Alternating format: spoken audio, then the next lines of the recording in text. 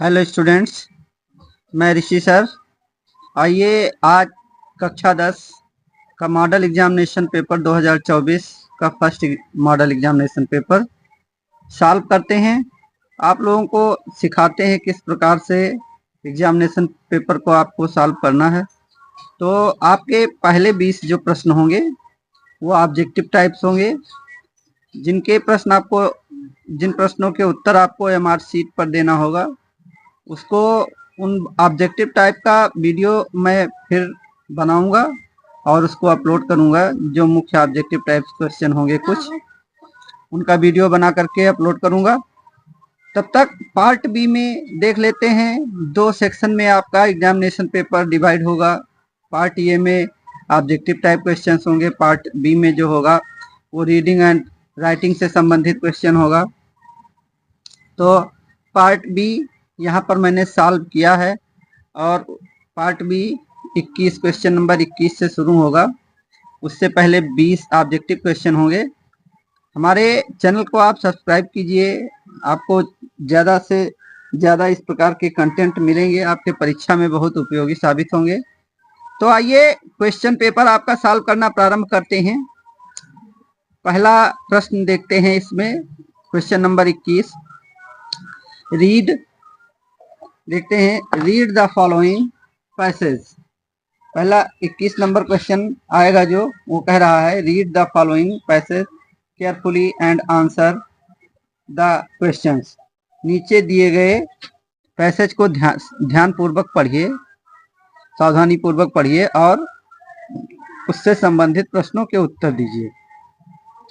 तो इसके लिए एक पैसेज आपको दिया जाएगा जिनसे 4 प्रश्न होंगे और उन 4 प्रश्नों से आपको 7 नंबर मिलेंगे। ये जैसे हिंदी में अपठित होता है उसी प्रकार का एक पैसेज होता है जो आपके पढ़े हुए सिलेबस से नहीं होगा।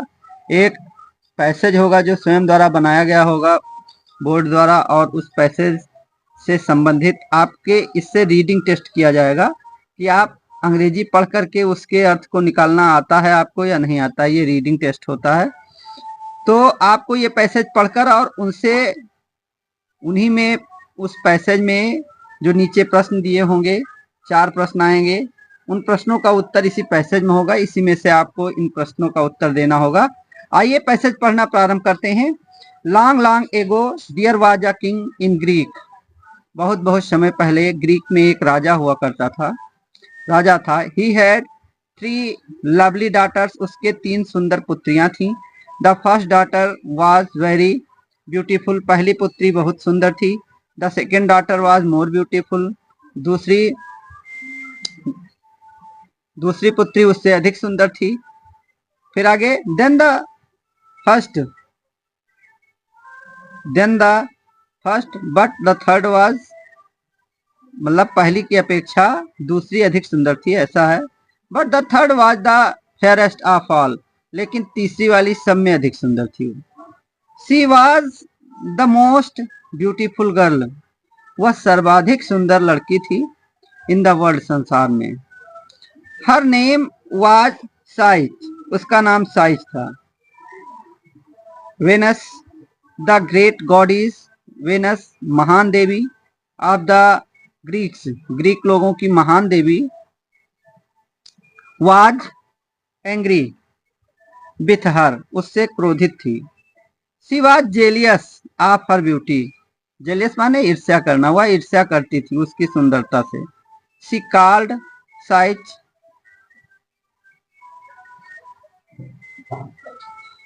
चलिए बढ़ते हैं। She called Psyche to her palace. उसने साइज को अपने महल में बुलवाया। एंड आस्क्ड हर, और उससे पूछा, हाउ ओल्ड आर यू, तुम्हारी उम्र कितनी है। साइज आंसर्ड, साइज ने उत्तर दिया, ग्रेट गॉडिस, महान देवी, आई एम 19, मैं 19 वर्ष की हूँ। वेनस लाफ्ड, वेनस हंस पड़ी। एंड सेड, और कहा, you are young but not beautiful, तुम युवा हो लेकिन सुंदर नहीं हो। यू आर अगली, तुम कुरूप हो। नोबडी विल मैरी यू, कोई तुमसे शादी नहीं करेगा। Psyche wept and prayed, Psyche रो पड़ी और उसने प्रार्थना की। Keep me as your servant please, कृपया मुझे अपने नौकर के रूप में रख लीजिए। आई विल, फिर आगे साइच ने कहा आई विल सर्व यू, मैं आपकी सेवा करूंगी, वेल, अच्छे से। आई will do everything for you, मैं सब कुछ तुम्हारे लिए करूंगी। अच्छा, अब आप कहानी अच्छे से समझ गए होंगे। अब अगर आपको इस प्रकार पढ़ना आता है तो नीचे लिखे प्रश्नों के आप एकदम उचित जवाब दे सकते हैं, कोई दिक्कत नहीं होगी। पढ़ना। अब क्वेश्चन देखते हैं कि किस प्रकार का क्वेश्चन है इससे रिलेटेड। पहला क्वेश्चन देखते हैं, मैंने यहाँ पर सॉल्व किया है। पहला क्वेश्चन 2 नंबर का होगा, इधर मैंने लिख दिया है how many daughters did the king of Greek have, ग्रीक के राजा की कितनी पुत्रियां थी। The king of Greek have 3 daughters, ये तो आपने पढ़ा ही कि पहली सुंदर थी, दूसरी उससे अधिक सुंदर थी, लेकिन तीसरी सर्वाधिक सुंदर थी। Who was the fairest of all, अभी मैंने इसी बातों बातों में इस प्रश्न का जवाब दिया कि सर्वाधिक सुंदर कौन था, तो third was the fairest of all. What did Psyche pray to the goddess of Greek. Question number 3 देखते हैं क्या है, आपके सामने हम देखते हैं, इसको दिखाते हैं। देखिए क्वेश्चन नंबर 3 कह रहा है what did Psyche pray to the goddess of Greek, Greek की देवी से साइच ने क्या प्रार्थना की। साइच प्रेड, साइच ने प्रार्थना की keep me as your servant please, कृपया मुझे अपने नौकर के रूप में रख लीजिए, नौकरानी के रूप में रख लीजिए। I will serve you well, मैं तुम्हारी अच्छे से सेवा करूंगी। I will do everything for you, मैं तुम्हारे लिए सब कुछ करूंगी। यही इसका जवाब है। अच्छा, क्वेश्चन नंबर डी इससे जो रिलेटेड आएगा वो थोड़ा सा शब्द संबंधी आएगा, शब्द के जवाब पूछे जाएंगे। Which word in the passage means unattractive, अगली word in the passage means unattractive, तो अगली का अर्थ अनअट्रैक्टिव होता है, अनअट्रैक्टिव का अर्थ क्रूप और अगली का भी अर्थ क्रूप। तो ये हुआ आपका पहला क्वेश्चन। दूसरा क्वेश्चन नंबर 22 की ओर बढ़ते हैं स्टूडेंट्स। तो आपका क्वेश्चन नंबर जो 22 होगा वो होगा, आपको लेटर या एप्लीकेशन में से कुछ लिखना होगा। यहाँ पर देखते हैं question number 22, write a letter to your elder brother requesting him to send you rupees 10,000 to prepare yourself for the comparative examinations. तो कंपैरेटिव परीक्षा की तैयारी के लिए आपको अपने भाई को पत्र लिखना है 10,000 रुपये भेजने के लिए अपने बड़े भाई को, इस पर रहेगा। और 2 प्रश्न इसमें रहेंगे, चाहे आप इसको कर लीजिए या अगर ये आपको करने में कोई दिक्कत आ रही है तो आप इसको भी कर सकते हैं।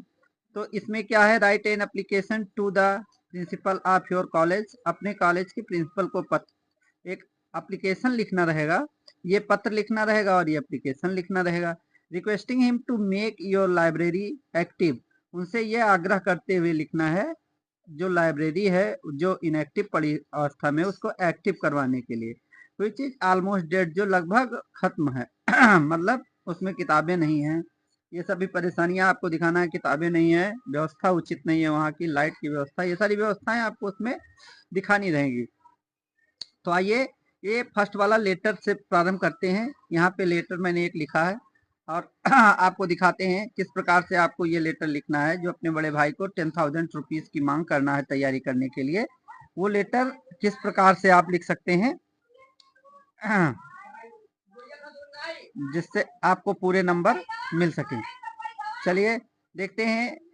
25 सरोजनी नगर लखनऊ, ये मैंने एड्रेस डाल दिया है ऐसा ही, 6 सितंबर 2024।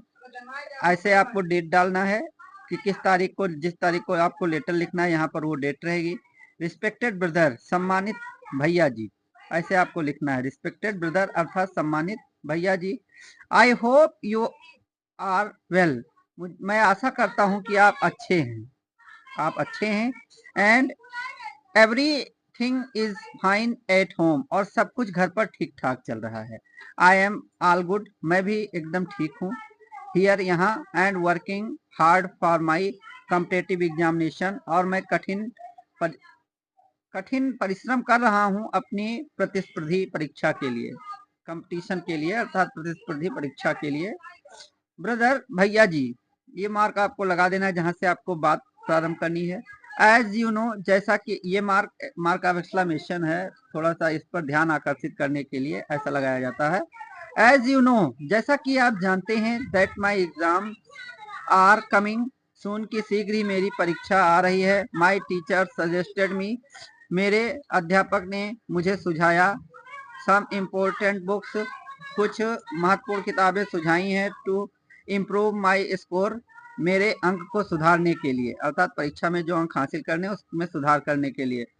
सो I shall be grateful if you could send me ₹10,000 for buying these, मैं बहुत ही आभारी होऊंगा, ग्रेटफुल मतलब आभारी होऊंगा, यदि आप भेज सकें 10,000 रुपये फॉर बाइंग दीज, इन किताबों को खरीदने के लिए।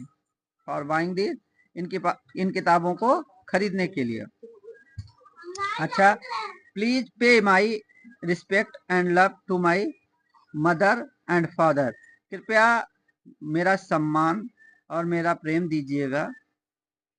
Please pay my respect and, मतलब मेरा सम्मान अदा कीजिएगा, एंड लव और प्रेम दीजिएगा, to my mother and father, मेरे माता और पिता को। योर लविंगली, योर लविंग, आपका प्यारा, सिस्टर या ब्रदर जो भी हो उसको आपको लिखना है। अगर बहन है तो सिस्टर, और यहाँ पर परीक्षा में नाम नहीं लिखा जाता है, बोर्ड के एग्जाम में XYZ लिखकर छोड़ देते हैं, ये आपको याद रखना है। अच्छा, अब एप्लीकेशन की तरफ बढ़ते हैं। ये तो हुआ आपका जो लेटर था भैया को लिखने के लिए। एप्लीकेशन प्रिंसिपल को जो लिखना है, आपको लिखना है एप्लीकेशन में, to the principal, MD inter college Lucknow UP 6 सितंबर 2024। ये मैंने ऐसे ही लिख दिया है जब मैंने प्रारंभ किया लिखना, जब मैंने इसको तैयार किया तबकी ऐसे ही तारीख और एक ऐसे एड्रेस डाल दिया है मैंने। इस प्रकार आपको अपने विद्यालय का एड्रेस डालना है यहाँ पर, और फिर उसके बाद में प्रिंसिपल को लिखना है। अब यहाँ पर आपको सब्जेक्ट लिखना है, जिस विषय में आप पत्र लिखने जा रहे हैं उस विषय को यहाँ पर लिखना है। Requesting to make college library active, आग्रह करते हुए कॉलेज की लाइब्रेरी को एक्टिव करने का। एक्टिव का मतलब चालू हालत में करने का आग्रह करते हुए। अब यहाँ रिस्पेक्टेड मैडम या सर मैंने दोनों लिख दिया। अगर प्रधानाचार्य पुरुष है तो सर, अगर महिला है तो मैडम, आप ऐसे लिखेंगे। विद ड्यू रिस्पेक्ट, सम्मान के साथ। I wish to bring it to your attention, मैं आपका ध्यान आकर्षित करना चाहता हूँ। The current state of our college library, वर्तमान स्थिति पर हमारे कॉलेज की लाइब्रेरी की। विच हैज बिकम इनएक्टिव, जो बंद हो चुकी है, इनएक्टिव हो गई अर्थात बंद हो चुकी है लगभग। द लाइब्रेरी लैक्स, ये conductive environment for reading and studying, ill stocked with the most common reference book in most subjects and insufficient lightning। अब देखिए यहाँ पर सभी चीजें एक ही वाक्य में सम्मिलित कर दिया है मैंने। द लाइब्रेरी लैक्स, लैक में कमी होना, लाइब्रेरी में कमी है। ये कंडक्टिव इन्वायरमेंट, सही वातावरण की, मतलब पढ़ाई के लिए जो उचित वातावरण उसकी कमी है। फॉर रीडिंग, पढ़ाई के लिए, एंड स्टडिंग, और अध्ययन के लिए। इल स्टॉक्ड, और जो स्टॉक है किताबों का वो भी खराब हो चुका है। विद द मोस्ट कॉमन, जो कि बहुत सामान्य सा है। Reference books in most subject, बहुत सारे सब्जेक्ट में बहुत सामान्य से रेफरेंस हैं, बहुत कम जानकारियां हैं, तो अच्छी किताबें मंगाई जाएं। एंड इनसुफिशियंट लाइटिंग, और जो प्रकाश की व्यवस्था है वो भी पर्याप्त नहीं है, वो भी पर्याप्त नहीं है। इनसुफिशियंट लाइटिंग है, वो भी पर्याप्त नहीं है। इस प्रकार से आई काइंडली रिक्वेस्ट यू, मैं विनम्रता से आपसे आग्रह करता हूँ। To stepping in and support in addressing above concerns and taking the necessary steps to review our school library। यहाँ पर मैं विनम्रता से आपसे आग्रह करता हूँ कदम आगे बढ़ाने का, एंड सपोर्ट, और सहयोग करने का, सपोर्ट करने का। इन एड्रेसिंग अबव कंसर्न्स, ऊपर बताई गई चिंताओं के बारे में। And taking the necessary steps, और उचित कदम उठाने का। To review our school library, पुनर्जीवित करने के लिए हमारे स्कूल लाइब्रेरी को। I look forward to a positive response, मैं आगे भविष्य में इसका अच्छा रिस्पांस देखता हूँ। मतलब कि ऐसा कहना है कि मैं ऐसा मानता हूँ कि इसका रिस्पांस अच्छा होगा, सही हो जाएगी। इस प्रकार से योर सिंसरली XYZ आपको इस प्रकार लिख देना है। क्लास 10th D, आप जिस भी क्लास में है, जैसे सेक्शन में है, उसको ऐसे यहाँ पर डाल देना है, परंतु आपको अपना नाम यहाँ पर नहीं लिखना है। तो ये आपका क्वेश्चन नंबर 22 कंप्लीट हुआ स्टूडेंट्स। अब क्वेश्चन नंबर 23 की तरफ बढ़ते हैं। तो जो क्वेश्चन नंबर 23 है स्टूडेंट्स, इसमें आपको एक रिपोर्ट लिखनी रहेगी या फिर आपको एस्से लिखना रहेगा। दो चीजें इसमें आएंगी, तो आप इसमें से आर होगा, चाहे जो आप कर सकते हैं। देखते हैं 23 नंबर पर क्या है। Right A report on A busy market. एक बिजी मार्केट पर एक रिपोर्ट तैयार करनी है इन अबाउट 80 to 100 वर्ड्स, जो लगभग 80 से 100 शब्दों में हो। और उसमें हिंट्स भी इस प्रकार से दिए रहेंगे कि इन चीजों का प्रयोग आपको करना है उस रिपोर्ट में। इट्स नेम मतलब बाजार का नाम लिखना है, एंड डेकोरेशन और वहाँ की सजावट के बारे में लिखना है, किस प्रकार से बाजार सजी धजी है। गुड्स वस्तुओं के बारे में, कस्टमर्स के बारे में लिखना है। ट्रैफिक इट्स इम्पैक्ट, ट्रैफिक के बारे में लिखना है और उसका प्रभाव क्या पड़ता है यातायात का। योर सजेशंस, और अपने सजेशंस भी जोड़ने हैं। ये इतना कार्य करना है आपको लिखने के लिए। चलिए, बिजी मार्केट पर मैंने एक रिपोर्ट लिखी है, यहाँ पर देखना प्रारंभ करते हैं। सदर बाजार is a bustling market place located at the head of the city. सदर बाजार एक बहुत शोरगुल, बस्टलिंग मतलब बहुत ही शोरगुल वाला मार्केट प्लेस है, बाजार का स्थान है। लोकेटेड जो स्थित है, at the heart of the city शहर के हृदय में अर्थात बीचों बीच में। डेकोरेटेड विथ कलरफुल बैनर्स, जो रंग बिरंगे बैनर्स से सजा हुआ है। एंड ट्विंकलिंग लाइट्स, और चमकदार रोशनी है।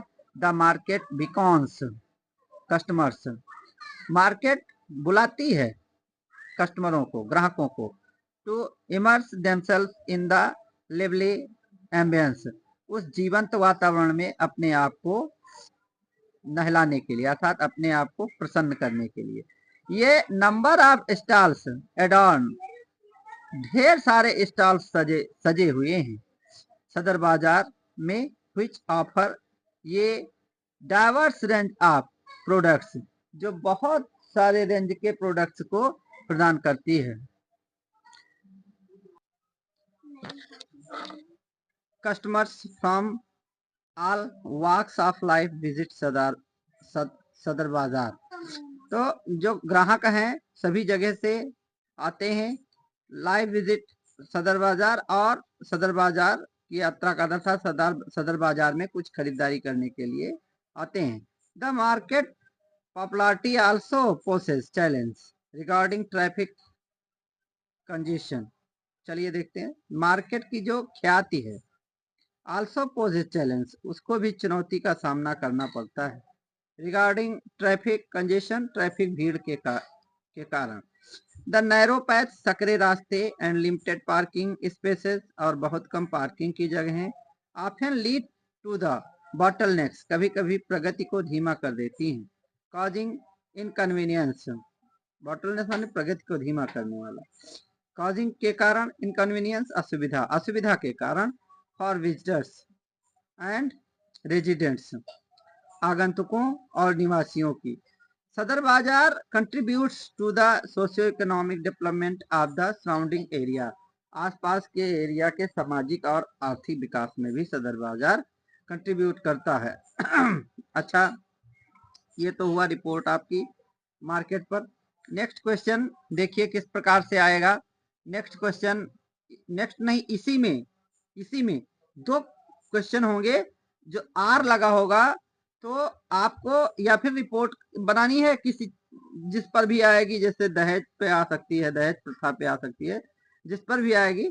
फिलहाल मैं आपको कुछ संकेत दूंगा अभी अगले मॉडल पेपर में किस प्रकार के आ सकते हैं, कौन कौन से आवश्यक हैं आपको पढ़ने के लिए, वो संकेत मैं दूंगा।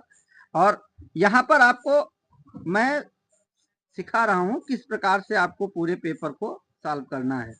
तो नेक्स्ट क्वेश्चन जो 23 नंबर का टेस्ट नंबर में 2 पार्ट में क्वेश्चन होगा, एक का आपको जवाब देना है। एक अभी मैंने रिपोर्ट कार्ड तैयार किया और दूसरा यहाँ पर देखिए किस प्रकार से होगा, आर करके लिखा होगा, राइट एन आर्टिकल, एक आर्टिकल लिखिए ऑन ये बर्थडे पार्टी, जो बर्थडे पार्टी पर इन अबाउट 80 to 100 वर्ड्स, जो 80 से 100 शब्दों में, keeping in mind the following points, ध्यान में रखते हुए नीचे लिखे हुए बिंदुओं को। तो इन बिंदुओं को सम्मिलित करते हुए आपको आर्टिकल जो लिखना है, निबंध जो लिखना है, तैयार करना है, वो इस पर, जैसे whose birthday party it was, कि ये किसकी बर्थडे पार्टी थी, ये आपको टाइम एंड प्लेस, समय और स्थान, डिस्क्रिप्शन, उसके बारे में कुछ डिस्क्रिप्शन देना है, विवरण देना है किस प्रकार से, सेलिब्रेशन, क्या क्या सेलिब्रेट किया गया वहां पर, क्या क्या हर्षोल्लास मनाया गया इस पर, योर इम्प्रेशन, और आपका इस पर क्या, आपकी क्या छाप रही, क्या आप किस प्रकार से इससे आपने प्रभावित किया, उसको आपको इसमें लिखना है। तो आगे बढ़ते हैं, लिखना प्रारंभ करते हैं। एस्से देखिए मैंने लिख रखा है, ये आपको हम दिखाते हैं। ये बर्थडे पार्टी, आई रिसेंटली, मैं हाल ही में, had the pleasure of attending, ये बर्थडे पार्टी, मुझे हाल ही में आनंद प्राप्त हुआ सम्मिलित होने का एक बर्थडे पार्टी में, that left a lasting impression on me, जिसने मेरे ऊपर एक गहरा प्रभाव छोड़ा।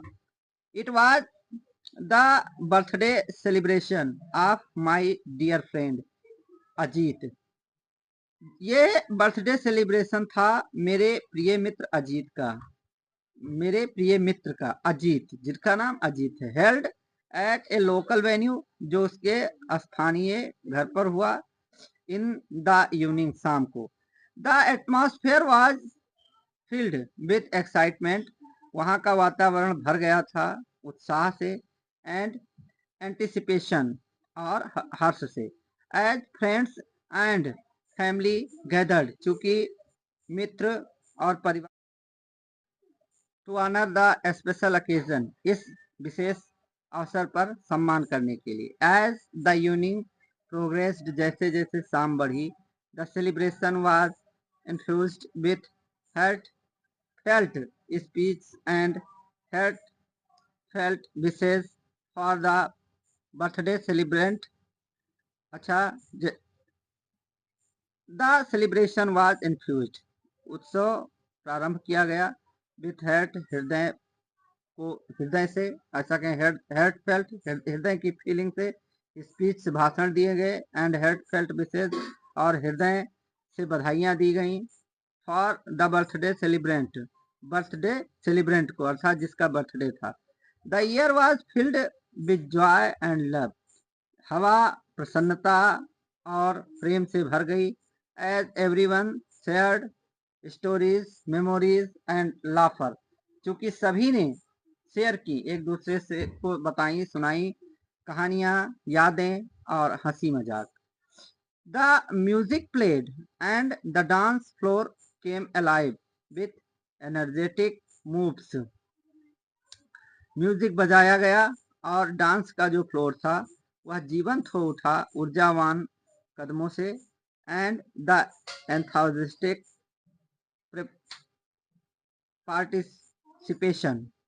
पार्टिसिपेशन सहभागिता से, तो और एक दूसरे की सहभागिता से, witnessing the happiness and unity in the room, गवाह बनते हुए प्रसन्नता और एकता का इस कमरे में, I could not help but be touched by the power of such celebrations, I could not help, मैं मदद ना कर सका, बट इट टच्ड, इसने छू लिया, by the power of such celebrations, ऐसे उत्साह के सेलिब्रेशन ने मेरे हृदय को छू लिया। ऐसे आगे बढ़ते हैं स्टूडेंट्स, क्वेश्चन नंबर 24 देखते हैं। तो स्टूडेंट्स अभी तक आपने जो क्वेश्चन नंबर 23 रिपोर्ट कार्ड और एस्से के बारे में पढ़ा, वो आपका 6 नंबर का आएगा आपकी परीक्षा में। और अब आगे बढ़ते हैं, क्वेश्चन नंबर 24 देखते हैं। क्वेश्चन नंबर 24 आपका ग्रामर पर होगा। आप कि नरेशन से एक क्वेश्चन होगा, एक पैसिव वॉइस से होगा, पार्ट ऑफ स्पीच से होगा, इस प्रकार से क्वेश्चन उसमें आएंगे, पंक्चुएशन से आएगा। चलिए देखते हैं। तो क्वेश्चन नंबर 24 है, rewrite the following sentences by changing into indirect speech. तो 2 नंबर का होगा ये और आपको इनडायरेक्ट बनाना होगा। तो जो अगला वाक्य यहाँ पर लिखा है इसको इनडायरेक्ट में बनाना है। The teacher said to me your duty is to take care of your parents. अध्यापक ने मुझसे कहा तुम्हारा कर्तव्य है अपने माता पिता की देख रेख करना। अच्छा, तो क्या करेंगे यहाँ पर, यहाँ ये देखिए पास्ट में है, सेड टू लगा है सेड, तो इसमें परिवर्तन हो जाएगा। हाँ, तो द टीचर टोल्ड मी, अध्यापक ने मुझसे कहा, that my duty was to take care of my parents, कि मेरा कर्तव्य था मेरे माता पिता की देख रेख करना। इस प्रकार से नेक्स्ट ये 2 नंबर का आपका होगा, change the following into passive voice. Passive voice बनाने के लिए 2 नंबर का आएगा, the king shot the lion, तो the lion was shot by the king. ये तो आसान है, आप बना भी सकते हैं। इस प्रकार से क्वेश्चन आपको मिलेगा जो आपको बनाना रहेगा, the lion was shot by the king. इस प्रकार ये पैसिव वॉइस में बन जाएगा। अच्छा, और देखते हैं इसमें किस प्रकार से क्वेश्चन और आएंगे। 2 नंबर पंक्चुएशन से आएगा, पंक्चुएट द फॉलोइंग। पंक्चुएशन में क्या करना होता है, जो जहां पर कैपिटल लेटर होना चाहिए कैपिटल नहीं है तो आपको कैपिटल लेटर का प्रयोग करना है, जहां कामा होना चाहिए, पूर्णविराम फुल स्टॉप होना चाहिए, जहां सेमी कामा होना चाहिए, ये सभी आपको करना रहता है पंक्चुएशन में। तो यहाँ पर देखिए वाक्य लिखा है राकेश, यहाँ पर इसका आर कैपिटल होना चाहिए, नाउन है, स्टार्ट हो रहा है वाक्य यहाँ से। सेड टू श्याम, श्याम ये भी कैपिटल होना चाहिए, नाम है। Are we still away from the city, are we still away from the city, तो यहाँ पर प्रश्न है, पूछा जा रहा है, और ये इधर तो ये इन्वर्ट में होना चाहिए।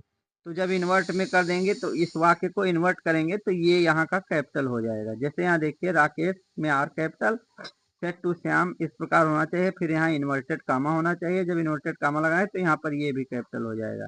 Are we still away from the city, और क्वेश्चन मार्क यहाँ पर लगना चाहिए। तो यहाँ पर क्योंकि यहाँ पे प्रश्न पूछा गया है, इस प्रकार से ये आपको 2 नंबर यहाँ पर मिलेगा। फिर नेक्स्ट क्वेश्चन नंबर 4 इसमें देखते हैं। 4 ये 6 नंबर हो गए और 4 ये 10 नंबर आपका ग्रामर से आएगा। इन 4 नंबरों में आपके रहेगा, आपको ट्रांसलेट करना होगा इंग्लिश में, हिंदी का एक पैसेज होगा जिसको अंग्रेजी में आपको ट्रांसलेट करना रहेगा। तो देखिए यहाँ पर मैंने ट्रांसलेट कर दिया है। मैं अपने माता पिता के साथ रविवार को लखनऊ जाना चाहता था लगा हुआ है, पास्ट इंडेफिनिट है। I want to go Lucknow with my parents, ठीक, ऑन संडे। यहाँ पर रविवार को था, ऑन संडे लिखना चाहिए था, छूट गया है, ऑन संडे।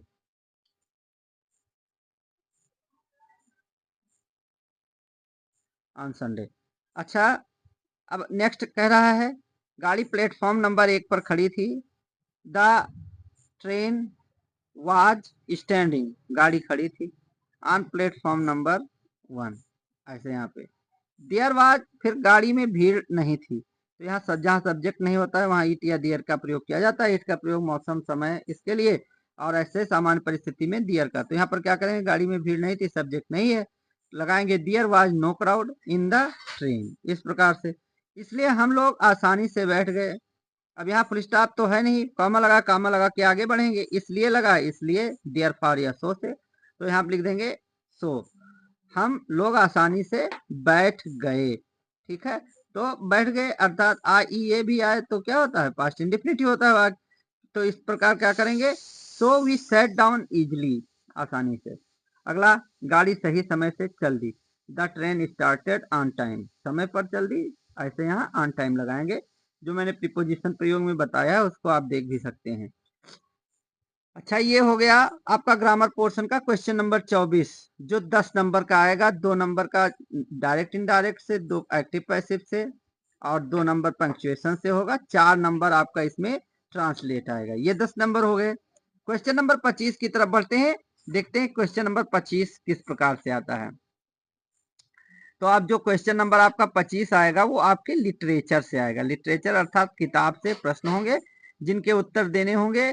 उसमें शॉर्ट और लॉन्ग टाइप के दो प्रकार के प्रश्न आते हैं। तो यहाँ पर लिटरेचर से किस प्रकार का question number 25, answer the following questions in about 30 to 40 words each. अब यहाँ पे प्रत्येक दो क्वेश्चन का यहाँ पे इसमें से आंसर द फॉलोइंग क्वेश्चन, नीचे लिखे प्रश्नों का जवाब दीजिए अबाउट 30 to 40 वर्ड्स, 30 से 40 शब्दों में। यहाँ पर पहला क्वेश्चन है what was the single hope for the family of लैंचो। ये आपके ए लेटर टू गॉड से प्रश्न है कि इकलौती आशा क्या थी परिवार की लैंचो के परिवार की इकलौती आशा क्या थी जब उसकी सारी फसल नष्ट हो गई थी, तो उसकी इकलौती आशा क्या थी। तो यहाँ पे आंसर है the help of God was the single hope, इकलौती आशा थी ईश्वर से मदद की, फॉर द फैमिली परिवार के लिए, ऑफ लैंचो की, as all their crops had been destroyed चूंकि उनकी सारी फसल नष्ट हो गई थी, बाय हेल स्टॉर्म्स ओलों के कारण, ओलों के द्वारा नष्ट हो गई थी, nothing was left for the family परिवार के लिए कुछ भी नहीं बचा था। अच्छा, अब यहाँ पे एक क्वेश्चन ये हो गया और यहाँ आर लगा है या फिर इसका आप जवाब दे सकते हैं। आर लगा है इसमें, वाई वाज मिस्टर किसिंग ये teacher annoyed with the author, author कौन, एन फ्रैंक, एन फ्रैंक से क्यों मिस्टर किसिंग नाराज रहते थे। यहाँ पर एन फ्रैंक के लेसन से किसिंग किसके टीचर थे, एन फ्रैंक के, तो यहाँ पर क्यों नाराज रहते थे ऐसा प्रश्न पूछा गया है। तो यहाँ पे आंसर देखते हैं, एन वाज ये गुड स्टूडेंट, एन एक अच्छी विद्यार्थी थी, there were 9 teachers who taught in her class, 9 अध्यापक थे जो उसकी कक्षा में पढ़ाया करते थे, she got along with all of them pretty well, वह सबके साथ बहुत अच्छी थी, सभी के साथ बहुत अच्छी थी, एक्सेप्ट मिस्टर किसिंग सिवाय श्रीमान किसिंग के, he taught math in her class उसकी कक्षा में वह गणित पढ़ाते थे, he was always annoyed with an वह हमेशा नाराज रहते थे इनसे, because she talked so much क्योंकि वह बहुत अधिक बातें किया करती थी, ही पनिश्ड उन्होंने दंडित किया, उन्होंने दंड बाई हर एक्स्ट्रा होमवर्क उसे एक्स्ट्रा होमवर्क दे करके, and asked her to write essay और उससे एस्से लिखने के लिए कहा। अच्छा, अब क्वेश्चन नंबर बी देखते हैं। तो आपको यहाँ पर दो क्वेश्चन होंगे जिनमें से एक एक के जवाब देने होंगे, दूसरा ये शॉर्ट आंसर टाइप ये भी होगा, इसमें होगा अर्थात 4 प्रश्न आएंगे जिनमें से आपको 2 के जवाब देने होंगे, ये और बी, एक ये से और एक बी से। How long was Mandela not troubled by the laws of man और गॉड, ये 3-3 नंबर के आपके प्रश्न होंगे, 6 नंबर का ये शॉर्ट आंसर टाइप होगा। तो कब तक मंडेला को कोई परेशानी नहीं हुई कानून से, आदमी के द्वारा या ईश्वर के द्वारा बनाए गए, अंटिल मंडेला अटेंडेड बॉयहुड, जब तक कि मंडेला बचपन में थे, he enjoyed every kind of freedom उन्होंने प्रत्येक प्रकार की स्वतंत्रता का आनंद लिया, such as running in field जैसे कि खेतों में दौड़ना, स्विमिंग तैरना, इन द क्लियर स्ट्रीम स्वच्छ नदी में, रोस्टिंग ऑफ मेल्स भोजन को पकाना, ईटीसी इस प्रकार के, as long as he obeyed his father जब तक उन्होंने अपने पिता का कहना माना, and avoided by the customs of his tribe और चलते रहे अपने समुदाय के नियमों के अंतर्गत, he was not troubled by law of man और गॉड तब तक उनको कोई परेशानी नहीं हुई ईश्वर के द्वारा या मनुष्य के द्वारा बनाए गए नियमों से। ये हुआ, और इसमें नेक्स्ट क्वेश्चन देखते हैं, 2 क्वेश्चन आएंगे जिनमें से एक का जवाब आपको देना होगा। नेक्स्ट क्वेश्चन है what was the result of the incidents when Bodhidharma cut off his eyelids according to an Indian legend, एक भारतीय दंत कथा के अनुसार क्या परिणाम हुआ उस घटना का जब बौद्ध धर्म के एक संत ने अपने आंखों की पुतली को काट डाला। तो यहाँ पर ये प्रश्न क्या है, कहाँ से आया है, ग्लिम्पस ऑफ इंडिया में एक लेसन है, टी फ्रॉम आसाम, 3 पार्ट में वो लेसन है ग्लिम्पस ऑफ इंडिया, जिसमें एक पार्ट है टी फ्रॉम आसाम। तो वहां पर चाय के महत्व को बताते हुए, चाय के बारे में थोड़ा सा वर्णन करते हुए और लेखक ने ये कहानी सुनाई थी। तो यहाँ पर क्या है आंसर इसका? According to an Indian legend, एक भारतीय दंत कथा के अनुसार, बौद्ध धर्म एन एंसेंट बुद्धिस्ट एस्थेटिक, बौद्ध धर्म में एक प्राचीन बुद्ध महात्मा थे, कट ऑफ हिज आईलिड्स, जिन्होंने अपने आंख की पुतली काट डाली थी, because he use to fall sleep while meditation, क्योंकि वह मेडिटेशन के दौरान सो जाया करते थे, मेडिटेशन अर्थात साधना के दौरान सो जाया करते थे। This act led to the growth of tea plants, this act led to the growth of tea plants, यह कार्य उनको ले गया चाय के पौधों की वृद्धि तक। चलिए नेक्स्ट क्वेश्चन देखते हैं, क्वेश्चन नंबर 26। ये आपके प्रोच से ही क्वेश्चन होगा, लेकिन थोड़ा लॉन्ग आंसर टाइप क्वेश्चन होगा। दो आपको शॉर्ट आंसर टाइप और इनमें से एक क्वेश्चन का जवाब देना रहेगा आपको। जो लॉन्ग होगा, दो क्वेश्चन जो पहले आपने हल किए वो 3-3 नंबर के होंगे, लेकिन ये 4 नंबर का आपका प्रश्न होगा। यहाँ से आपको 4 नंबर मिलेंगे। तो देखते हैं, answer one of the following in about 60 words. नीचे लिखे प्रश्नों के आंसर, नीचे लिखे हुए प्रश्नों में से किसी एक का उत्तर दीजिए, लगभग 60 शब्दों में इसका उत्तर देना। हाउ डिड वाली प्लान हर बस राइड, वाली ने किस प्रकार अपनी बस यात्रा की योजना बनाई। ये आपका lesson madam rides the bus, वो लेसन है, उसी लेसन से ये प्रश्न है। देखिए इसका आंसर, वाली केयरफुली प्लान्ड हर बस ride by asking questions precisely to the pupil and found out the following things। वाली ने सावधानी पूर्वक योजना बनाई हर बस राइड, अपने बस यात्रा की, बाय आस्किंग क्वेश्चंस प्रेसिसली, मुख्य क्वेश्चनों को पूछ करके, टू द पीपल लोगों से, and found out the following things, और नीचे लिखी हुई चीजों का पता उसने लगाया, जानकारी ली। तो क्या क्या जानकारी ली आगे देखते हैं। फर्स्ट थिंग क्या किया उसने, मनी के बारे में उसने जानकारी ली। She needs to have more money than the bus fare, उसको अधिक पैसों की आवश्यकता थी बस के किराए की अपेक्षा, तो उसने पैसों के बारे में जानकारी ली। दूसरी चीज क्या की, प्यूपिल लोगों, सी मेट डिफरेंट पैसेंजर्स, वह अलग अलग तरह के लोगों से मिली। Some of them belittled her importance and treated her as child, कुछ लोगों ने उसके महत्व को समझा, belittled her importance, महत्व को समझा, and treated her as a child, और उसके साथ एक बच्ची की तरह व्यवहार किया। she had to sit with a woman she did not like at all, उसे एक महिला के पास बैठना पड़ा जिसको वह पसंद नहीं करती थी।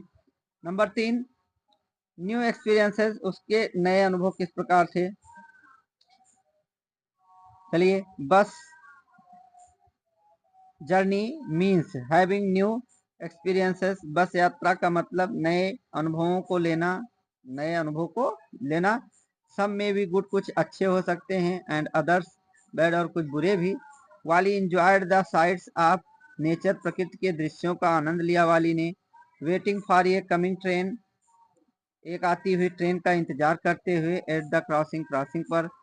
सी सा ये वीप ऑफ ब्यूटीफुल शॉप्स, उसने एक सुंदर दुकान को देखा। वाइल क्रॉसिंग ये स्ट्रीट इन द टाउन, जब वह नगर की एक सड़क से गुजर रही थी। प्लेजर एंड सॉरो, दुख और सुख जो उसने अनुभूति किए अपनी यात्रा के दौरान, उसके बारे में यहाँ पर देखते हैं। इस प्रकार आपको लिखना रहेगा। थोड़ा ये लॉन्ग आंसर है, थोड़ा लॉन्ग करके लिखेंगे तभी अच्छे नंबर इसमें मिलेंगे पूरे। प्लेजर एंड सॉरो, दुख और सुख। रनिंग ऑफ ये young cow in front of ये बस गेव हर प्लेजर, बस के सामने एक छोटी गाय को दौड़ता हुआ देखकर उसको प्रसन्नता मिली। बट ऑन हर रिटर्न, लेकिन उसके वापसी, रिटर्न जर्नी, वापसी की यात्रा पर, the death of the same cow, उसी गाय की मृत्यु ने, एंड इट्स ब्लड, और इसके खून ने, स्प्रेड ऑन, जो इसके ऊपर फैला हुआ था, ऑन द रोड, जो सड़क पर फैला हुआ था, गेव हर सॉरो, उसको दुख दिया, उसको इससे परेशानी हुई, दुखी हुई वह। अच्छा, नेक्स्ट देखते हैं क्वेश्चन नंबर बी, इसी में किस प्रकार से। क्वेश्चन नंबर बी, मैंने सभी के जवाब दिए हैं, आपको एक ही का देना है। 2 प्रश्न इसमें आएंगे, एक का देना है। मैंने दोनों का इसमें जवाब लिख रखा है। तो मैंने लगभग इसमें जितने प्रश्न थे सभी के जवाब लिख रखे हैं, लेकिन आपको सिर्फ जैसे इंस्ट्रक्शन दिया गया निर्देश उसी प्रकार से आपको लिखना है। Why did Lencho write a letter to God? Lencho ने ईश्वर को एक पत्र क्यों लिखा? Lencho wrote a letter to God because he was in desperate need of money to support his family. Lencho ने ईश्वर को पत्र लिखा क्योंकि वह बहुत अधिक निराशा में था पैसों की, अपने परिवार को सहारा देने के लिए। उसको बहुत अधिक आवश्यकता थी, बहुत अधिक आवश्यकता थी। डिस्परेट नीड थी, बहुत निराशाजनक तरीके से उसको आवश्यकता थी, बहुत अधिक आवश्यकता थी, ऐसा कहें पैसों की, अपने परिवार को सहारा देने के लिए। Hailstones destroyed the whole ripen crop, पूरी पकी हुई फसल को ओलों ने बर्बाद कर दिया था। लेंचोज फील्ड, लेंचो के खेत के। He was distressed that they would have no corn, वह परेशान था कि उसके पास फसल नहीं बचेगी। दैट ईयर, उस वर्ष। Lencho had firm faith in God, Lencho का पूर्ण विश्वास था, दृढ़ विश्वास था ईश्वर में। He pinned all his hopes in God, उसने अपनी सारी आशा ईश्वर में टिका दी। गॉड सीज एवरीथिंग, ईश्वर सब कुछ देखता है। ही हेल्प्स मैन, वह मनुष्य की सहायता करता है। इन डिस्ट्रेस, परेशानी के समय में। He also sees what is hidden in man's conscience, वह यह भी देखता है कि क्या मानव मनुष्य की अंतरात्मा में है। Lencho had only one hope, Lencho की एकलौती आशा थी। And it was the help of God, और यह ईश्वर से मदद की थी। तो ये आपका क्वेश्चन नंबर 26 समाप्त हुआ, जो 4 नंबर का होगा। 2 प्रश्न आएंगे, इसमें से एक लॉन्ग आंसर का आपको जवाब देना रहेगा। अच्छा, अब अगला क्वेश्चन 27 की तरफ बढ़ते हैं। 27 नंबर क्वेश्चन देखते हैं किस प्रकार से आएगा। क्वेश्चन नंबर 27 आपका जो होगा, देखते हैं पढ़ के। What does the girl yearn for, what does this poem tell you about Amanda. तो यहाँ पर आपको जो 27 नंबर क्वेश्चन आएगा, ये पोएट्री से होगा। पोएट्री में आपको या फिर एक पोएम जो इस आपके पेपर में ना आई हो, उसमें 4 लाइनें पोएम की लिखनी रहेंगी, या फिर ये प्रश्न रहेगा, उसका जवाब देना रहेगा। तो what does the girl yearn for, क्या उसने अर्न किया, क्या सीखा। What does this poem tell you about Amanda, Amanda के बारे में यह कविता आपको क्या बताती है। एमेंडा से है ये प्रश्न, देखते हैं इसका जवाब। Amanda yearns for complete freedom और सॉलिट्यूड, अमेंडा जो है वो चाहती थी पूर्ण स्वतंत्रता या एकाकीपन, अकेले रहना। She does not want to be interrogated, वह प्रश्न किया जाना नहीं चाहती थी कि उससे प्रश्न किया जाए। Her parents are always asked her what to do और what to behave in order to groom her well, उसके माता पिता हमेशा उससे कहते थे, पूछते थे, व्हाट टू डू, क्या करती हो, और व्हाट टू बिहेव, या किस प्रकार व्यवहार करना है, in order to groom her well, उसे अच्छे से बनाने सजाने के लिए। She prescribes their scolding as restrictions and she wants to lead a life of liberty and enjoyment. She prescribes their scolding, वह उनके डांट को समझ नहीं पाती थी, एज रिस्ट्रिक्शंस, निर्देशों के रूप में। एंड शी वांट्स, और वह चाहती थी, वह चाहती है, टू लीड, बिताना, ये लाइफ, जीवन को, ऑफ लिबर्टी, स्वतंत्रता के साथ, एंड एंजॉयमेंट, और आनंद के साथ। द पोएम टेल्स अस, यह कविता हमें बताती है, that Amanda is a young girl, की अमेंडा एक यंग लड़की है। रिविव कैंडी ड्रीमर, जो हाँ, कैंडी ड्रीमर है, डे ड्रीमर है एक, रिविव में आप देख सकते हैं, जो एक डे ड्रीमर, दिन में स्वप्न देखने वाली है। आर्टफुल, थोड़ा सा अपने आप आर्ट करने वाली है, कला करने वाली है। रेस्टलेस, बेचैन गर्ल है। विथ ये विविड इमेजिनेशन, विभिन्न प्रकार की कल्पनाओं से। अच्छा, अब इसमें ये तो हुआ, बहुत सारे बच्चे ये प्रश्न का जवाब इसमें देते नहीं हैं। आसान होता है एक छोटी सी पोयम लिख देना, वही करते हैं। और जब मैंने वो भी यहाँ पर किया है, आर में यहाँ पर लिखा हुआ है, तो मैंने पोयम भी लिख दी है। लिखा है राइट 4 लाइन्स आर, या फिर ये प्रश्न का आप जवाब दीजिए, या फिर ये कर लीजिए, right 4 lines of any poem prescribed in your syllabus. जो आपके सिलेबस में दी गई हो वही कविता लिखनी है, ये नहीं कि आप 9 लिख दें 8 लिख दें, इस प्रकार से काम नहीं चलेगा। Don't copy the lines given in the question paper, और उन लाइनों को कॉपी भी नहीं करना है, अर्थात जो आपके पेपर में आई है कविता की लाइनें, उनको इसमें कॉपी नहीं करके लिखना नहीं है। तो यहाँ पे देखते हैं आंसर में, द फॉग कम्स, मैंने द फॉग पोयम आपकी जो है उसको यहाँ पर लिखा है। The fog comes on little cat feet, छोटे छोटे बिल्ली के पैरों की तरह कोहरा धीरे धीरे आता है। इट सिट्स लुकिंग, यह बैठ जाता है इधर उधर देखता हुआ, ओवर हार्बर, बंदरगाह पर इधर उधर देखता हुआ, एंड सिटी और शहर पर, ऑन साइलेंट हाउसेस, शांति पूर्वक अपने घुटनों के बल, एंड देन मूव्स ऑन, और फिर चला जाता है। ये छोटी सी कविता है आपके सिलेबस में, आप चेक कर लीजिएगा, और ये बड़ी अच्छी कविता भी है। चलिए अगला क्वेश्चन, तो ये आपका जो क्वेश्चन होगा यहाँ पर,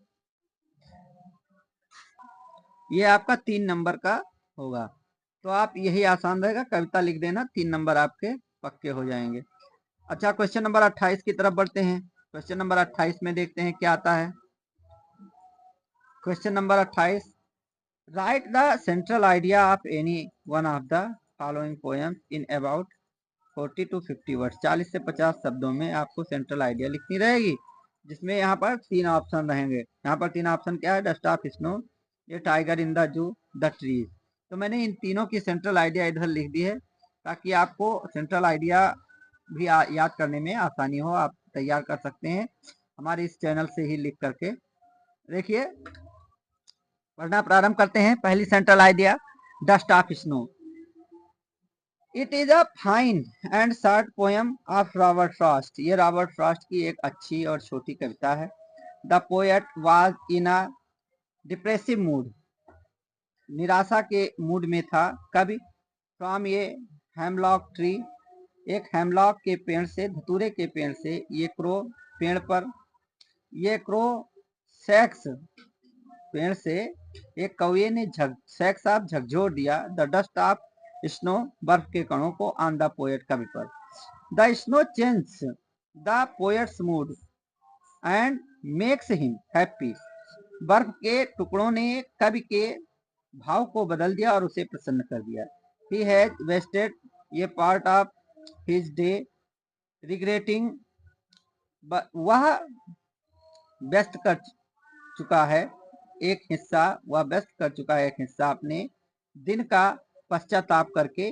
बट नाउ, लेकिन अब, with the change of mood, इस बदले हुए भाव के साथ, ही वांट्स टू यूटिलाइज, इसका उपयोग करना चाहता है बचे हुए दिन का, the rest of the day, बचे हुए दिन का। The poet wants to convey that sometimes, इस बात की प्रतीति देना चाहता है कभी कि कभी कभी सर्टेन मोमेंट्स, कुछ अचानक की जो घटनाएं हैं, और एक्शंस या कार्य हैं, कुछ सीम सिंपल, जो देखने में साधारण लगते हैं, हैव अ लार्जर सिग्निफिकेंस, लेकिन उनका बहुत बड़ा महत्व जीवन में होता है। इस प्रकार से ये आपकी central idea dust of snow की। नेक्स्ट आप देख सकते हैं यहाँ, टाइगर इन द जू, टाइगर इन द जू की सेंट्रल आइडिया मैंने लिख रखी है, पढ़ाते हैं आपको, देखना प्रारंभ कीजिए। इन द पोएम ये टाइगर इन द जू, इस कविता में ये टाइगर इन द जू में, the poet George Leslie Norris, George Leslie Norris इस कविता की लेखिका हैं, वांट्स टू कन्वे, इस बात का विश्वास दिलाना चाहती हैं, द मैसेज, ये मैसेज लोगों तक पहुंचाना चाहती हैं, दैट इट इज क्रूल, यह निर्दयता है, टू कीप वाइल्ड एनिमल्स, जंगली जानवरों को रखना, इन स्मॉल सेल, एक छोटे से सेल में, एक कोठरी में, छोटी सी कोठरी में, एट द जू, चिड़ियाघर में, away from there natural habitat, दूर उनके प्राकृतिक निवास से, दे फील एंग्री, वे क्रोध महसूस करते हैं, हेल्पलेस, असहाय महसूस करते हैं, अनहैप्पी और अप्रसन्न महसूस करते हैं। They long for to return to their life in the forest, वह इंतजार करते रहते हैं अपने जीवन में वापस जंगल में जाने के लिए। ये टाइगर विथ ब्राइट स्ट्राइप्स, एक चीता चमकदार धारियों के साथ, ऑन हिज बॉडी, उसके शरीर पर, इस केज्ड वेलवेट, जो केज्ड है अर्थात पिंजरे में है, वेलवेट है, वेलवेट का मतलब बैगनी धारियां हैं, उसके ऊपर केज के अर्थात यहाँ पर वो धारियां केज के अनुसार गोलाकार धारियां हैं उसके पूरे शरीर पर बैगनी रंग की। When it is in the जंगल, जब यह जंगल में होता है, in his natural habitat, अपने प्राकृतिक निवास में, links in shadow, वह परछाई से जुड़ा रहता है, and slips through the long grass, और धीरे धीरे सरकता रहता है लंबी लंबी घासों से, near the water source, किसी पानी के तालाब के पास, to catch the healthy deer, किसी स्वस्थ हिरन को पकड़ने के लिए, वाइल रोमिंग ही टेरराइजिंग, जबकि इधर उधर चलता हुआ वह आतंकित करता रहता है, द विलेजर्स, गांव वासियों को, near the boundary of the forest, किसी जंगल के बाउंड्री अर्थात किनारे पर, विथ हिज बियर क्लॉज, अपने नंगे पंजों से, एंड टीथ, और दांतों से। द पोयम कंट्रास्ट, ये टाइगर, यहाँ पर कविता ये विरोध दिखाती है एक चीते को, इन द जू, जो एक चीता चिड़ियाघर में है, with the tiger in its natural habitat, और एक चीता जो अपने प्राकृतिक निवास में है। उन दोनों में किस प्रकार से विरोध है, किस प्रकार से विरोधाभास दिखाती है, किस प्रकार से वो स्वस्थ है, किस प्रकार से वो प्रसन्नचित्त है, और किस प्रकार से चिड़ियाघर का जो शेर है वो क्रोधित रहता है। चलिए आगे बढ़ते हैं। नंबर 3 सेंट्रल आइडिया नंबर 3 देखते हैं, द ट्रीज की। The trees, the poem the trees, कविता the trees, written by Adrienne Rich, जो एड्रियन रिच के द्वारा लिखी गई है। He wants to make man aware, वह लोगों को चेताना चाहते हैं, बताना चाहते हैं, आप इस मर्सिलेस, उनकी क्रूरता के बारे में, निर्दयता के बारे में, एंड सेल्फलेस, सेल्फिश, और स्वार्थी व्यवहार के बारे में, बिहेवियर, स्वार्थी व्यवहार के बारे में। Man should not bring the trees inside to decorate his interior, अपने निर्जन को सजाने के लिए पेड़ों को, मनुष्य को अपने घर के अंदर नहीं लाना चाहिए।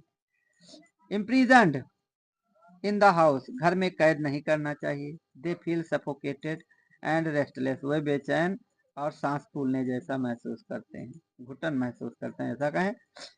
There is neither enough space, ना तो अंदर अधिक जगह होती है, ना लाइट फॉर हायर ग्रोथ, या अधिक ऊंचाई पर जाने के लिए पर्याप्त प्रकाश भी नहीं होता है। So we must take them out in the open, इसलिए हमें उन्हें खुले में ले जाना चाहिए। And let them live happily, और उन्हें प्रसन्नता से जीने देना चाहिए। इन देयर नेचुरल हैबिटेट, उनके प्राकृतिक निवास में, इन द फॉरेस्ट, जंगल में। तो ये आपका क्वेश्चन नंबर 28 समाप्त हुआ स्टूडेंट्स। ये क्वेश्चन आपका, जैसा कि मैंने अभी बताया कि इसमें 3 सेंट्रल आइडिया होंगी, जिनमें से आपको एक ही लिखनी रहेगी, और ये भी 3 ही नंबर की रहेगी। तो 3 और 3 6 नंबर ये आपके पोएट्री से आएंगे।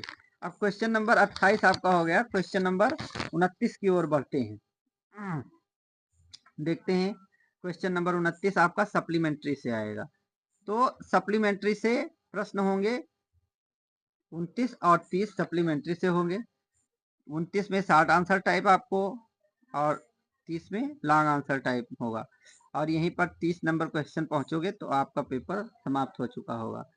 चलिए देखते हैं question number 29। Answer any one of the following in about 30 to 40 words, निम्न में से किसी एक प्रश्न का उत्तर दीजिए 30 से 40 शब्दों में। Why was Mrs Pomfrey ringing ये डजन टाइम्स ए डे, क्यों एक दिन में दर्जनों बार घंटी बजाती थी फोन की मिसेस पम्फ्रे। ये आपका पहला ही लेसन है, ट्रम्प ऑफ सर्जरी, उसी का प्रश्न है। तो यहाँ Mrs Pomfrey was genuinely concerned, स्वाभाविक रूप से चिंतित थी, अबाउट ट्रिकीज हेल्थ, ट्रिकी की हेल्थ को लेकर, एंड वेल बीइंग, और उसके अच्छे होने को लेकर। सी लव्ड हर डॉग, वह अपने डॉग को प्यार करती थी, डियरली बहुत अधिक, एंड वाज वरीड और चिंतित थी that he might not recover from his illness कि शायद वह ठीक ना हो पाए अपनी बीमारी से। Mr Herriot bought Tricki to his hospital. श्रीमान हैरियट ट्रिकी को अपने अस्पताल ले गए थे टू ट्रीट हिम, उसका इलाज करने के लिए। Tricky had stopped eating and was vomiting. Tricky ने खाना बंद कर दिया था और वह पलटियां कर रहा था। To know each and every updates, प्रत्येक समाचार को जानने के लिए, अबाउट ट्रिकीज हेल्थ, ट्रिकी के स्वास्थ्य के बारे में, सी रैंग टू मिस्टर हैरियट ये डजन टाइम्स ये डे, दिन में दर्जनों बार वह घंटी बजाती थी श्रीमान हैरियट के फोन की। ये आपका हुआ। नेक्स्ट क्वेश्चन देखते हैं, इसमें आपको एक ही प्रश्न का जवाब देना रहेगा। मैंने दोनों प्रश्न के यहाँ पे उत्तर लिखे हैं। हाउ डिड मैम Loisel look when she took part in the ball. तो पार्टी में जब उन्होंने हिस्सा लिया श्रीमती लॉजेल ने, तो वो हाउ डिड किस प्रकार दिखती थी उस समय जब उन्होंने, यहाँ पर ये जो नेकलेस वाला लेसन है वही है। चलिए पढ़ना प्रारंभ करते हैं इस क्वेश्चन के आंसर को। The day of the ball arrived, ball अर्थात वो पार्टी का दिन आया। मैम Loisel was a great success, बड़ी ही सफल थी श्रीमती लॉजेल, अर्थात बहुत सजी धजी थी ऐसा। She was the prettiest of all, सभी में वह सर्वाधिक सुंदर थी। Elegant, smiling and full of joy, बहुत ही स्वच्छंद स्वभाव की, मुस्कुराती हुई और प्रसन्नता से भरी हुई थी। ऑल द मेन नोटिस्ड हर, सभी पुरुषों ने उन्हें देखा। आस्क्ड हर नेम, उनका नाम पूछा। And wanted to be presented, और अपने आप को उनके सामने प्रस्तुत करना चाहते थे। Her dream was fulfilled as she cleared, उनका स्वप्न पूरा हो गया था जैसा कि उन्होंने स्पष्ट किया था, अर्थात जिस प्रकार के स्वप्न की उन्होंने बात की थी। ये हो गया आपका क्वेश्चन नंबर 29। अब क्वेश्चन नंबर 30 की ओर बढ़ते हैं। तो क्वेश्चन नंबर 30 जो आपका होगा ये 4 नंबर का होगा, लॉन्ग आंसर टाइप सप्लीमेंट्री से आएगा। यहाँ पर देखते हैं, what did answer one any one of the following in about 60 words, लगभग 60 शब्दों में इसमें से किसी एक का उत्तर देना रहेगा। ये क्वेश्चन नंबर 4 है आपका। ये क्वेश्चन नंबर 30 है जो 4 नंबर का आएगा। मैं सॉरी, यहाँ पर 2 प्रश्न होंगे, एक का ही जवाब आपको देना रहेगा। Why did the thief make friends with Anil, मित्रता क्यों बनाई चोर ने अनिल के साथ। तो यहाँ पर सेकंड ही लेसन द थीफ स्टोरी से ये प्रश्न है। The thief Hari Singh wanted to be friend of Anil, चोर हरि सिंह अनिल का मित्र बनना चाहता था। Because he was an opportunity, क्योंकि वह एक अवसर था, टू स्टिल चोरी करने का फ्रॉम हिम उससे। अनिल वाज वेरी काइंड, बहुत दयालु था अनिल। ऑनेस्ट, ईमानदार था। एंड ट्रस्टिंग पर्सन, और बहुत विश्वसनीय व्यक्ति भी था। द थीफ सा अनिल वाचिंग, चोर ने अनिल को देखता हुआ देखा ये रेसलिंग मैच, एक कुश्ती का मैच। ही एज्यूम्ड, उसने भांप लिया, दैट ही कुड ब्रगल अनिल, कि वह धोखेबाजी अनिल के साथ कर सकता है, ब्रगल कर सकता है। If he somehow could become his friend, यदि वह किसी प्रकार उसका मित्र बन सकता। So the thief Hari Singh, इसलिए चोर हरि सिंह ने मेड फ्रेंड्स, मित्रता बनाई, विथ अनिल, अनिल के साथ, टू रॉब हिम, आप उसे लूटने के लिए। अच्छा नेक्स्ट इसमें देख लेते हैं अगला क्वेश्चन। बी, बी है इसमें, was Griffin always, was Griffin ये lawless person, what is your opinion about him, क्या ग्रिफिन एक कानून विहीन व्यक्ति था, अर्थात कानून को न मानने वाला व्यक्ति था। आपकी क्या सलाह है इस बारे में। ये आपका सप्लीमेंट्री का फुटप्रिंट्स विदाउट फीट जो लेसन है उसी से प्रश्न लिया गया है। तो यहाँ पर ग्रिफिन के बारे में देखते हैं जो एक साइंटिस्ट है। Griffin is considered to be a lawless person, Griffin माना जाता है एक नियम विहीन व्यक्ति। फॉर द फॉलोइंग रीजंस, निम्न कारणों के कारण। नीचे यहाँ पर कारण लिखे हुए क्यों से एक लॉलेस पर्सन माना जाता है। Number 1, his landlord did not like him, उसका जो लैंडलॉर्ड था, मकान मालिक जो था, वो उसे पसंद नहीं करता था। And wanted to eject him, और उसे मकान से बाहर निकालना चाहता था। इन रिवेंज, बदले में, Griffin set fire to his house, Griffin ने उसके घर को आग लगा दी। ही बिकेम इनविजिबल, वह अदृश्य हो गया। And got away without being seen, और बिना दिखे भाग गया। ही नंबर 2 क्या है? ही slipped into a big London store, एक दिन वह एक लंदन के बड़े स्टोर में घुस गया। He was able to give himself the pleasure of clothing and feeding himself, वह अपने आप को आनंद देने में समर्थ हो पाया, भोजन करने का और कपड़े का। विथआउट रिगार्ड टू एक्सपेंस, बिना खर्चे का ध्यान दिए हुए। व्हेन इन द मॉर्निंग, जब सुबह में द सर्वेंट्स अराइव्ड, सर्वेंट्स आए, ही पैनिक्ड एंड रन अवे, वह बहुत ही डर गया और भाग गया। और यहाँ पे कारण नंबर 3 की तरफ बढ़ते हैं। तीसरा क्या कारण, इसको थोड़ा लॉन्ग आंसर टाइप है, लॉन्ग ही लिखना पड़ेगा, तभी आपको 4 नंबर यहाँ से मिल पाएंगे। ही इंटर्ड ये थिएट्रिकल शॉप, वह एक नाटक की दुकान में घुस गया। ही ओर बैंडेज राउंड हिज फॉरहेड, उसने अपने मस्तक के चारों ओर पट्टियां बांधी। डार्क ग्लासेस, गहरे रंग के चश्मे लगाए। फॉल्स नोज, और नकली नाक लगाई। बिग बूजी, बड़ी दाढ़ी लगाई। साइड बिस्कर्स, गलमुच्छा, एंड ये लार्ज हैट, और एक बड़ा सा टोप लिया। ही कॉलसली अटैक्ड, उसने निर्दयता पूर्वक हमला कर दिया चुपके से। द शॉपकीपर, दुकानदार पर, फ्रॉम बिहाइंड, पीछे से। And robbed him all money, और उसका सारा धन लूट कर भाग गया। अच्छा, यहाँ पे नंबर 4 देखते हैं। ही एक बार की और यहाँ घटना देखते हैं। He stole the money of clergyman, उसने पादरी के घर का पैसा चुराया। व्हेन द कांस्टेबल केम, जब कांस्टेबल आया, टू अरेस्ट हिम, उसे गिरफ्तार करने के लिए। ही बिकेम इनविजिबल, वह अदृश्य हो गया। ही नॉक्ड द कांस्टेबल अनकॉन्शियस, उसने उसको मारकर बेहोश कर दिया। कांस्टेबल को मारकर उसने बेहोश कर दिया। एंड सूप हिमसेल्फ फ्री, और अपने आप को स्वतंत्र करा लिया। तो स्टूडेंट्स, ये आपका लेसन, सॉरी लेसन, ये आपका ये मॉडल एग्जामिनेशन पेपर पूरा हुआ, और उम्मीद करता हूँ कि आपको अवश्य ही समझ में आया होगा। और हमारे चैनल को आप शेयर कीजिए, कमेंट कीजिए, लाइक कीजिए, ज़्यादा से ज़्यादा सब्सक्राइब कीजिए। और थैंक यू स्टूडेंट्स। नेक्स्ट ये भी बताते चलते हैं कि नेक्स्ट आपका मॉडल पेपर मैं फिर नेक्स्ट मंथ में अपलोड करूंगा, तो आप देखना, अवश्य देखना मत भूलिए। हो सकता है मेरे इस अपलोड किए गए पेपर से ही आपके कुछ क्वेश्चन फंस जाएं और आपकी मदद हो जाए बोर्ड परीक्षा में। Thank you.